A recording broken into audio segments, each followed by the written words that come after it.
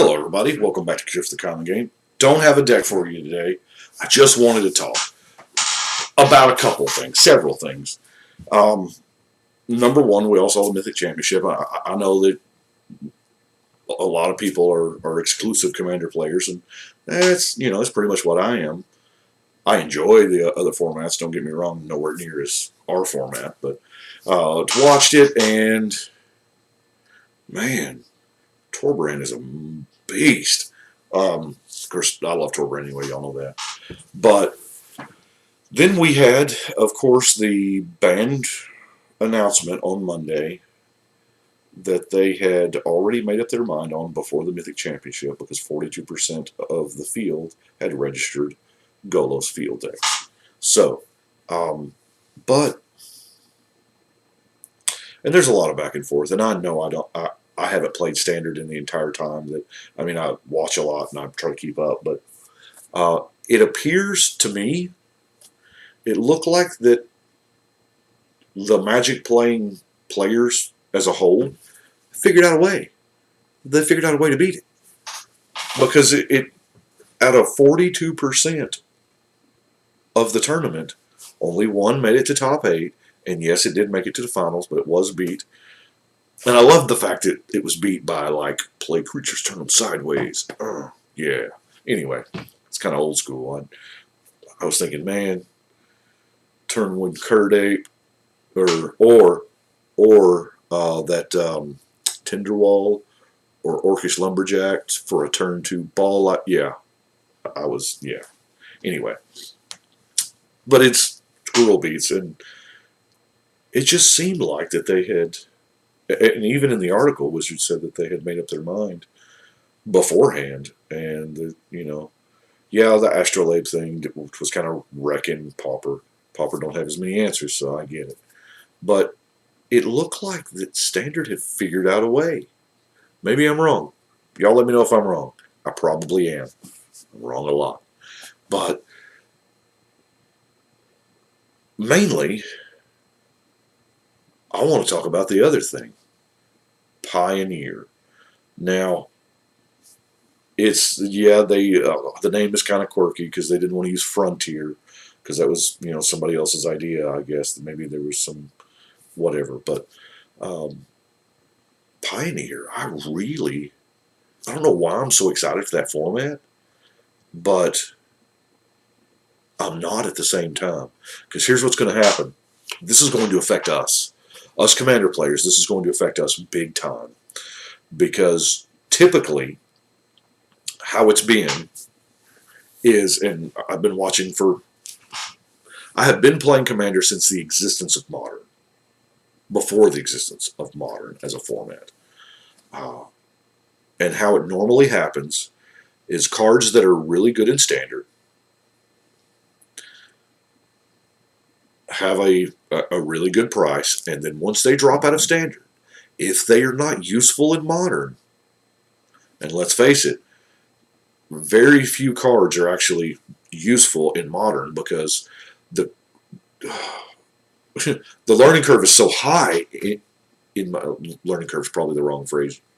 You get what I'm saying? But out of each set, there may only be 2 or 3 cards that actually make it in Modern. So when the Standard rotation happens and those cards leave Standard, if they are not in a Modern playable deck, then they tank in price, which we love. Okay, because then we can get these cards for pennies on the dollar when they were in their Standard heyday. Great. But now, with Pioneer, and Wizards is throwing a ton of support behind it. Of course, it's on MTGO. They're doing some, some Mythic Championships and some Grand. They are really putting some support behind it. And I know a lot of shops. My local LGS in Dyersburg, Collectors Connection, he has got like singles of all that stuff, and he's had it for. Now once you go back, heck, I think he's got, but the Pioneer block, you get it, the Pioneer format. But now, if it's not if Pioneer takes off, because it will, because Wizards is throwing their support behind it, yeah. And, I love the fact that they don't have fetches. I've always said you don't want fetches in your new format. Um, that's going to do a couple things. Shocklands are going to be the best lands in that format. They'll never go down now. Get them now, I guess. I mean, I we probably have them anyway. I mean, I don't have a bunch. It doesn't look like a bunch because they're all scattered out one at a time through this wall. Um, but there again, those aren't mine. Those belong to those decks. So, uh, but that's going to, yeah, Panharmonicon.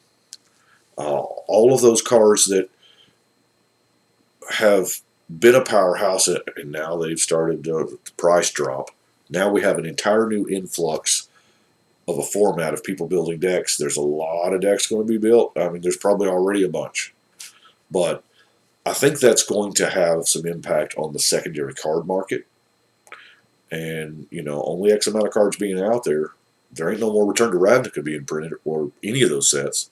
So, Flip Jace, whatever, all of the.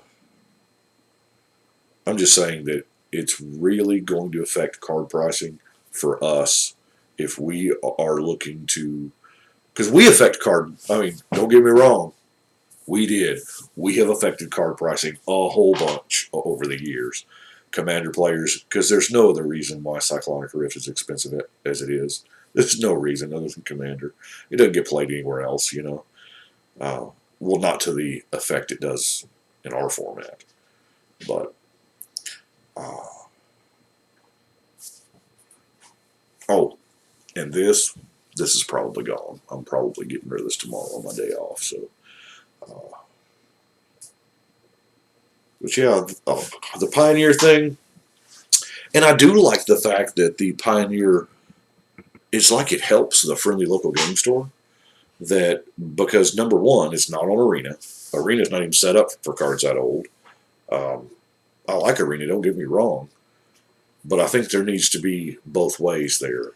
Remember, we opened that pack of Eldraine and had that ad card said no table required. Now, I was just like personally offended by that. I was like, whoa, this is kind of just slapping your game store owners, because I was at a pre-release and yeah, it was, that's what I, but yeah,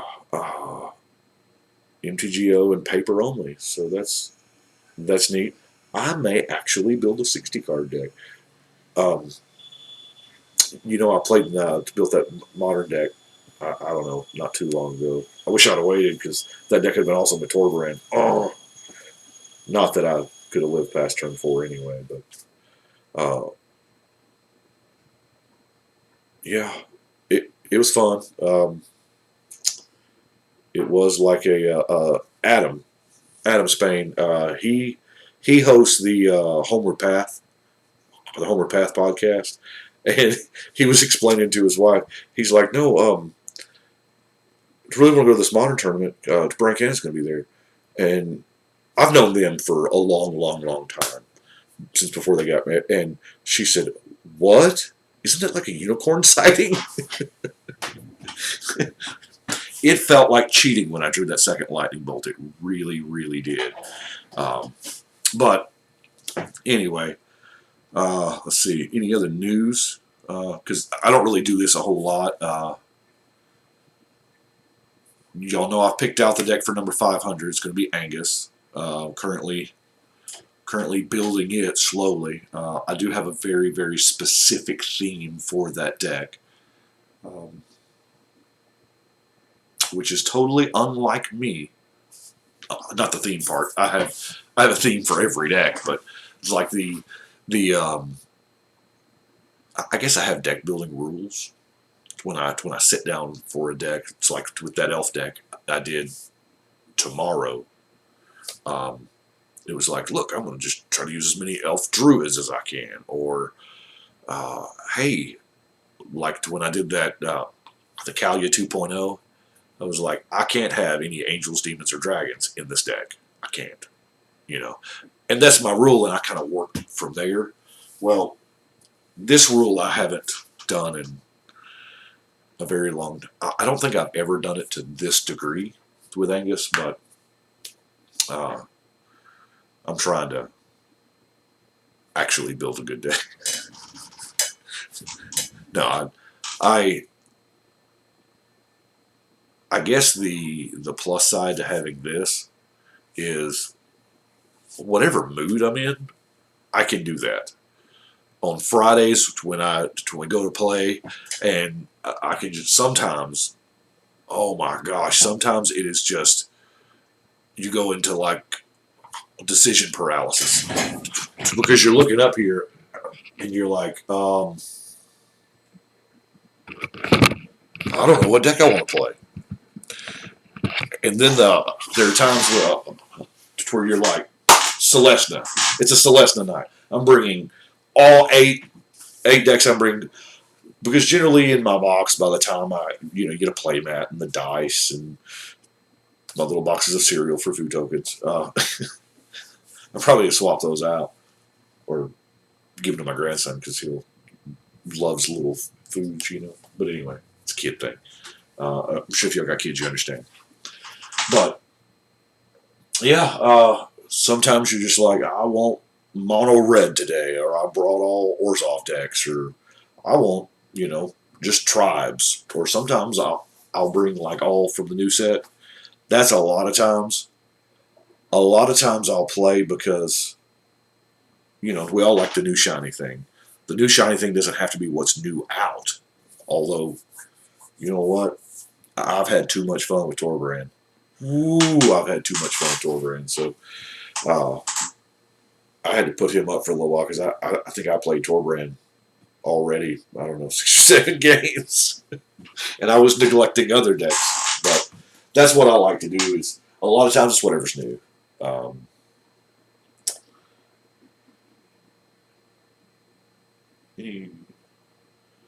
What do y'all? I did the one question answer thing.